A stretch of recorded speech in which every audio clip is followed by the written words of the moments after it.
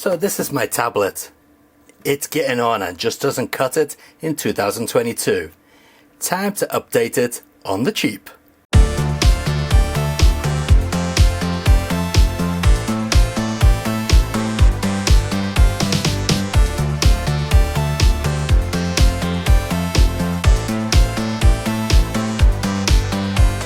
And this is what we're updating it to. This is the Headwolf FPad1. And yes, I am updating this on the cheap, but on the cheap with a bit of performance. So let's take a look and see what we get in the pretty non-descriptive box, if we can get it open, that is. So inside you can see we have the manual, which is in English and Japanese. Yeah, so English and Japanese only in this manual. And we have this little puzzle box design here. And when I first got this, I was like, how on earth do I get anything out? Well, it's quite simple. We just pull up here, and then that will allow us to lift up this tab here. And inside here, we have the power brick. And inside this one, we've got the USB-C cable. That's all you get, no extra options. But what about the actual tablet? Well, here it is. And yes, it looks like pretty much any other black slab tablet. However, you can put a SIM card on here, it's 4G, and use it as a telephone, hence the earpiece up here. We also got a front-facing camera. On the back of the device, we've got a rear camera. I'll put the specs over there so you can see what type of specs we've got. And yeah, it's got a nice silky feeling to it.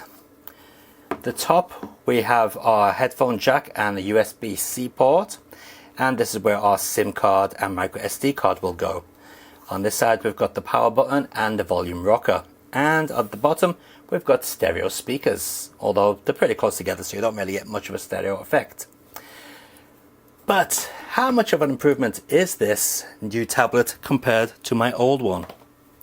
Well, let's boot them up side by side and take a look. So here we are with both tablets side by side. Now I'm getting on a bit now, I'm 46 years old, and sometimes when I'm playing a game such as Elden Scrolls, I need to check out things on the net in case I get stuck, and using a phone just doesn't cut it anymore. And I've been checking out Elden Scroll hints on this tablet here, and it just chugs like crazy when you get to the you know, the websites and whatever, because the websites are too heavy for this. So let's see how quickly this new tablet loads up a page compared to that one. So we're going to click on the exact same link in both pages here. So let's make sure we're on the same page. No, it doesn't seem like we are. Hang on, let's go back there. Right. Okay, we're both on the exact same page now, although this one's got an advertisement playing there. Alright, so we'll move them so they're about the same distance on the screen. And you can also tell that this one is a much better screen. This is a proper IPS 720p screen. This one's a bit older in technology. So anyway, let's click this Elden Ring link here on both of them and see which loads the quickest. Yeah, so you can see this one load the quicker. Yeah, that one's still popping up there. And yeah, they are running different versions of Android as well, so I guess that makes a difference. Again, let's pick a different one. Don't know why this one's popping up with ads. Get off. Alright, let's pick the DLC option here on both of them. Oh, that one's not too bad. They're both about the same size. Both about the same time, I should say. Alright, so anyway, so how well does the new tablet handle video? Well, let's take a look. Here we go with YouTube. This is a 1080p 60 video. So let's see if it will play. Give myself a bit of commission there. Oh, come on. Why's it got two ads? Should only have one ad. Thank you, YouTube, for annoying everybody. Yeah, and as you can see, no problem at all. Okay, let's switch on the options.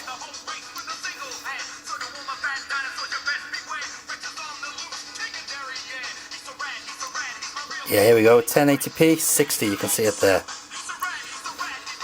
Alright. No problem at all. 1080p 60 videos work like a dream. Now there's not much point checking a 4K video on here because it's not a 4K screen. But yeah, No problem there with 60 Hz videos. Now the cameras on this device are nothing to write home about, but they do a reasonable job. So here you can see we have the front camera, which is right here. Just about to see it there. And it's a 5 megapixel camera, and the back camera is also a 5 megapixel camera. Hey, there's me. But yeah, it's not bad. I mean, it does a reasonable job. So let's take a look at some of the video quality and picture quality from the front and back camera and see how it handles.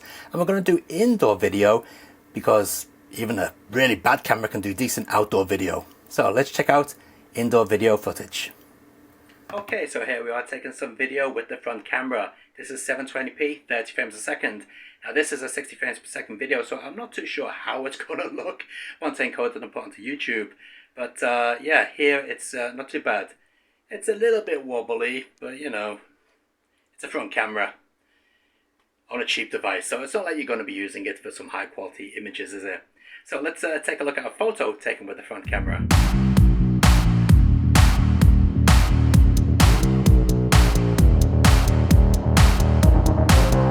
Here we are taking a look at a video taken with the back camera, this time 1080p at 30 frames per second.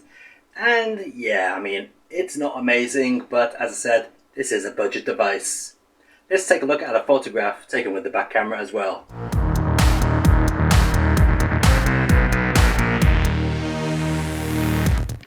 Okay, so those videos and photographs were not the best in the world, but what I'm going to use this for mostly, as I mentioned before, is surfing the net and also for gaming, you know, when I'm out and about. So let's see how this handles emulation. So we'll start off with a little bit of Nintendo 64. Now I'm using an 8-bit Bluetooth controller here, and as you can see it works perfectly fine. So let's start up a game and see how good the emulation is on Nintendo 64. Now I've got the camera slightly out of focus to take away the moire effect on the screen, but hopefully it still should look pretty sharp. So you can see that's running very nicely there. Let's get into the game and see if it plays.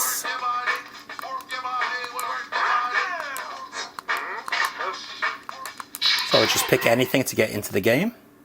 And so far no stuttering or anything like that.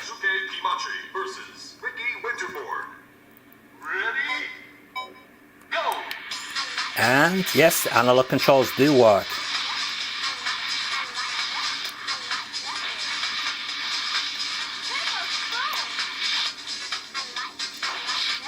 So as you can see, Nintendo 64 emulation is very good. Works no problem. Nice and responsive, doesn't feel laggy at all. Okay, let's try out one other Nintendo 64 game. Okay, we'll go with a 2D one this time. We'll go with Bangai-O. Okay, let's start this one up.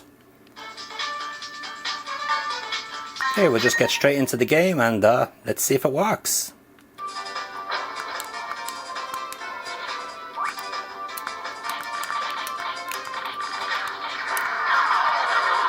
Yes, apparently it does. Oh, nope, nope, no, it's chugging. Oh! Did I hit slow motion or something?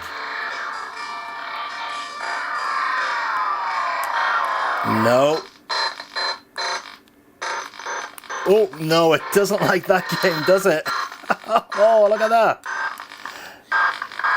Okay, let's try out one more game.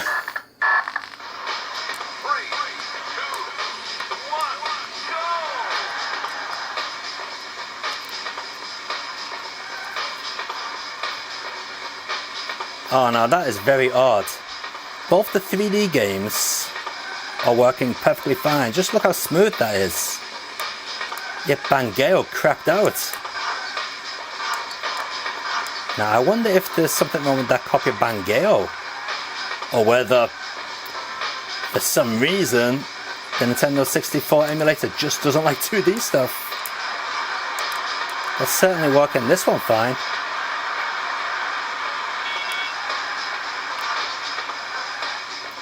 Okay, next up let's take a look at some PSP. I'm going to go with my favourite one as always, Ridge Racer. Is your car tuned perfectly? Get ready, the race is about to begin. Okay, now I always pick this game because it seems to run fine and then it'll start crapping out. So let's see how it works here.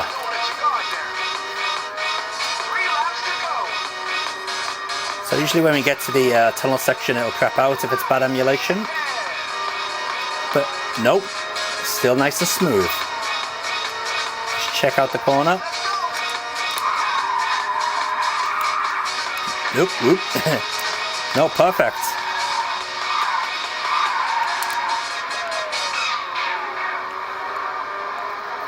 Okay, the next checkpoint to see if it creeps out is when we go through the actual checkpoint. On the port emulation, that will skip a frame or two.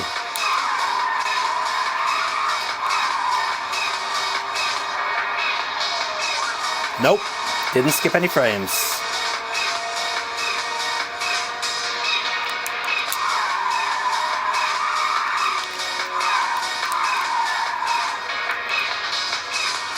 So yeah, PSP emulation looking good.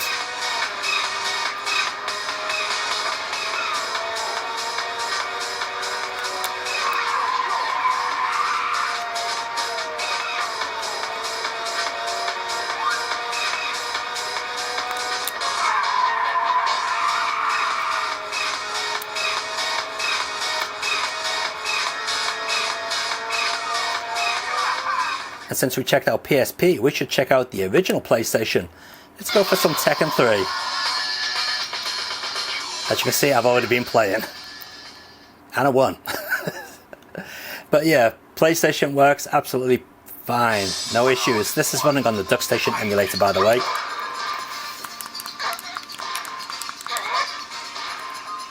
But yeah, absolutely no problem at all with any PlayStation game.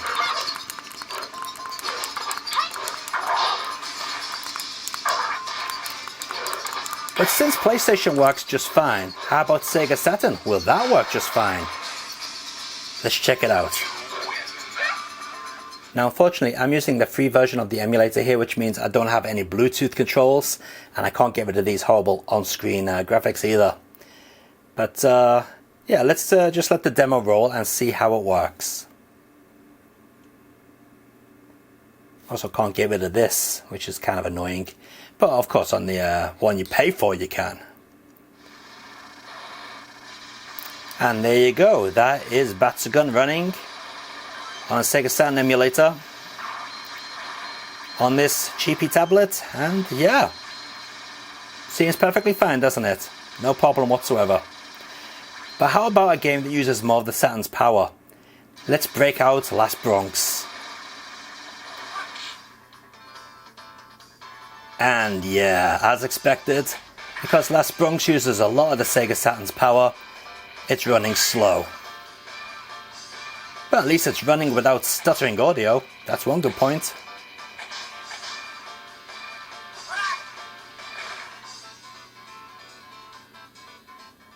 Okay, so this is Dreamcast running Cannon Spike, or Gun Spike, depending on which version you're playing. Now this usually craps out on some emulators, on cheap devices, but seems to be running perfectly fine here. And this is running through RetroArch as well, so it's not a standalone emulator. We're running the Dreamcast Flycast emulator through RetroArch. So let's get into the game. We'll go Cammy as usual, so we can do her Cannon Spike.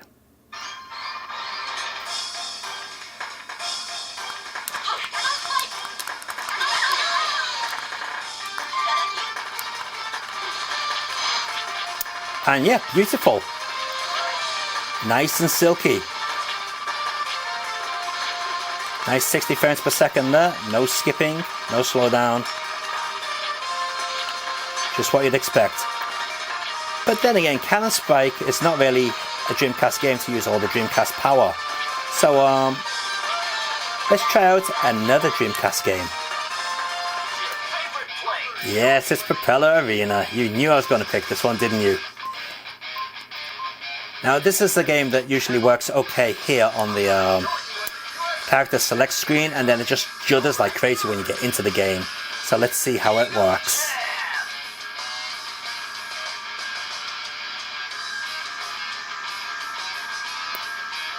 Okay, that was looking promising. We didn't get any stuttering at all. Aviation Battle Championship. Hi there. I'm your DJ for the tournament, Greg Irwin. You all having fun yet? Oh, nice. So yes, even Propeller Arena is running perfectly fine.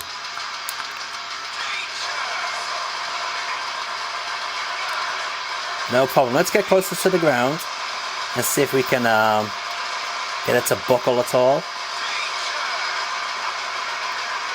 Nope. It's still nice and smooth.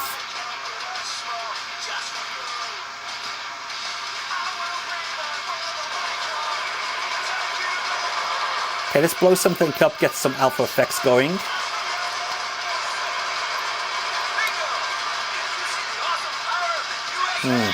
Didn't seem to have any effect. Alright, so I think it's safe to say Dreamcast emulation is also a winner.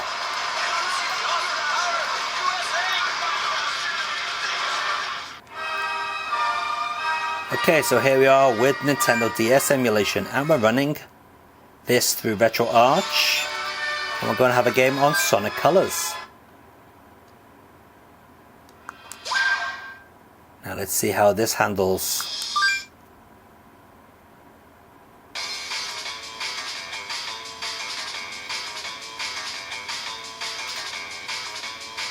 Now actually, I wonder if this would be better if we put the tablet vertically.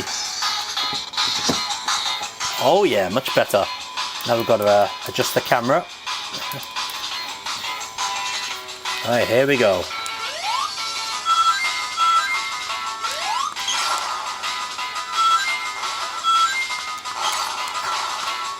Oh, I missed that.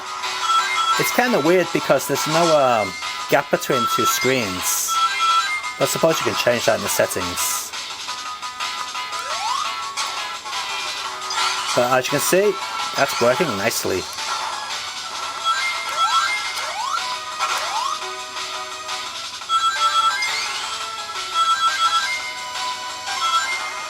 Alright, one more emulator to try. I'm really going to push it this time, but I don't think it's going to work. Let's see if GameCube runs.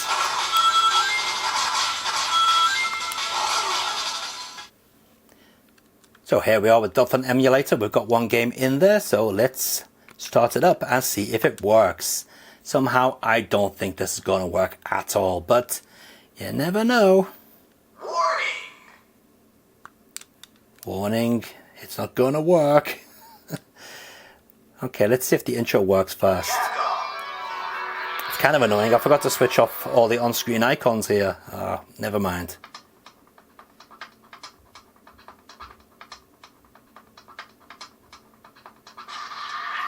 Okay.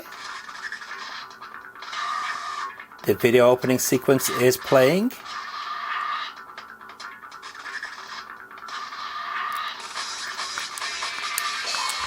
Oh, the controls are not set up.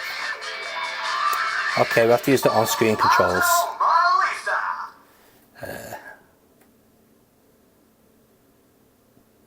Start. Ah, no, it's not working, is it? Somehow I have a very bad feeling about this. Yeah, that's not working, is it? Well, at least it's trying to run the game.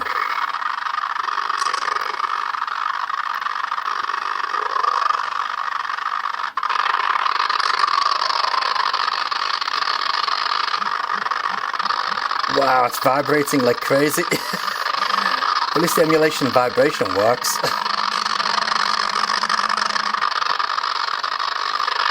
Yeah, it's unplayable. It's laggy beyond belief. So there we have it. That is the Headwolf FPad1. A device that I'm quite happy with. It does what I need it to do. I can search the net on it very faithfully. It runs a pretty recent version of Android, not the latest, but a recent one, Android 11. If I so wished, I could put a SIM card in this and use it as a 4G telephone. It's got cameras on it, not that good, but then again, who takes photographs with a tablet anyway? And yes, I can watch videos perfectly fine. 1080p 60 frames per second videos work like a charm. And most importantly, it plays some really good games. Basically anything such as Dreamcast, PSP or Nintendo 64 and below is going to work on this just fine without any problems. Well, maybe apart from Bangale on the Nintendo 64. GameCube, it runs it but very poorly. PlayStation 2, not going to run that. And definitely not going to run Xbox 360 if there is an Xbox 360 emulator for this tablet, which I don't think there is. And Sega Saturn 2D games, probably only. But, you know, it's still got a lot to offer for a reasonable price. So I'm going to put a link in the video description down below if you're after a cheap tablet. I got this one from Amazon, so I'll put the Amazon link in there for you. Till next time guys, take it easy, keep on gaming and enjoy your games. Oh, and by the way, the next hardware review, I've got something really weird coming up. So be sure to check out that video when it goes live next week. See ya.